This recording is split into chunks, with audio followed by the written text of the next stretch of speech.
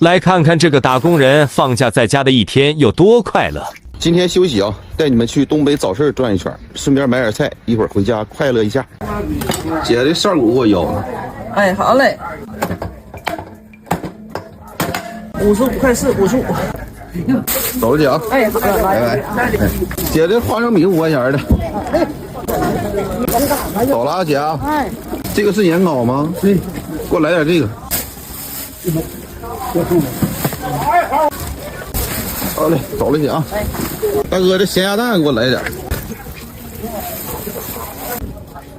走，大哥啊。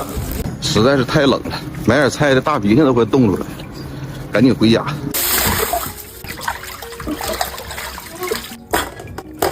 今天炖一个猪扇骨，先焯下水，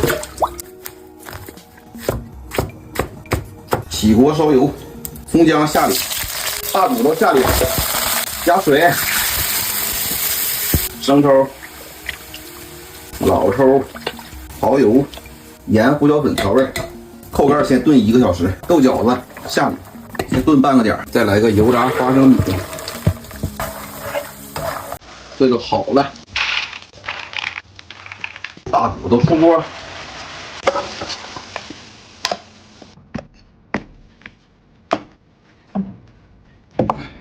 开饭了啊！简简单单4个菜，先倒上。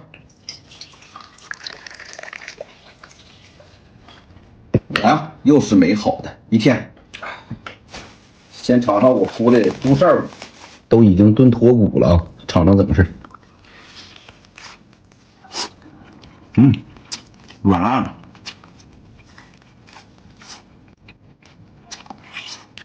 来一块肉多的。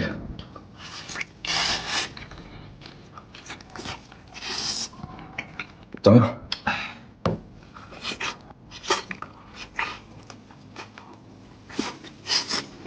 来吧，蒜，整口。来一口这里的豆角子。我发现还是自己炸的花生米啊更香啊，越嚼越香。走一个，从古至今的这玩意儿绝对是下酒菜的首选。你挺会找地方啊。大哥家的咸鸭蛋老好了，赶紧来一口，这下全是油啊！哎呦，太香了。干了，吃点的年糕，尝尝怎个事儿。哎呦我的妈呀！哎呦！